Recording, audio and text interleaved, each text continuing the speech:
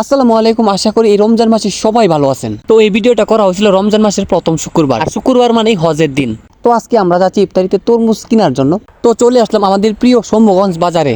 তরমুজ কিনতে এসে মজার একটা বিষয় খেয়াল করলাম, তরমুজের প্রত্যেকটা দোকানে কেজি হিসেবে তরমুজ বিক্রি করতেছে। তরমুজ কিনতে গিয়ে ভিডিও করতেছিলাম, ক্যামেরা চালু ছিল, সেই জন্য বলতেছে যে তরমুজ কেজি হিসেবে বিক্রি হয় না। এই ব্যাপারটা আমার কাছে খুব ভালো লাগছে। কেজি হিসেবে যারা তরমুজ বিক্রি করে তারা নাকি ফেরাউন।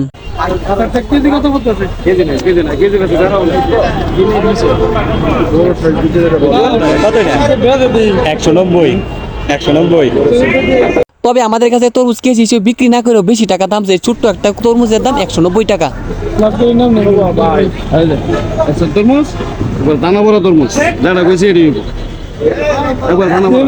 তারপর চলে আসলাম স্যান্ডেল কেনার জন্য। তবে স্যান্ডেল কিনতে আসে আমি অবাক হয়ে গেলাম যে স্যান্ডেলের সাইজ না নিয়ে আইসে সুতা দিয়া মাপ। এইসব মাপ ব্যবহার করতো আগিলা দিনের মানুষ, কিন্তু এই বর্তমানে আইসে এই ব্যাপারটা দেখে আমি খুবই অবাক হয়ে গেলাম।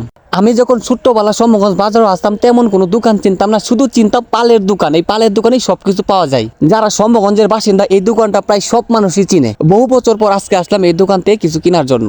তারপর দেখি একটা দোকান ইফতারি দিতেছে, আমি সেইখানতে যাই ইফতারি একটা আনার চেষ্টা করতেছিলাম, কিন্তু আমি যাইতে দিয়ে ইফতারি শেষ হয়ে গেছে।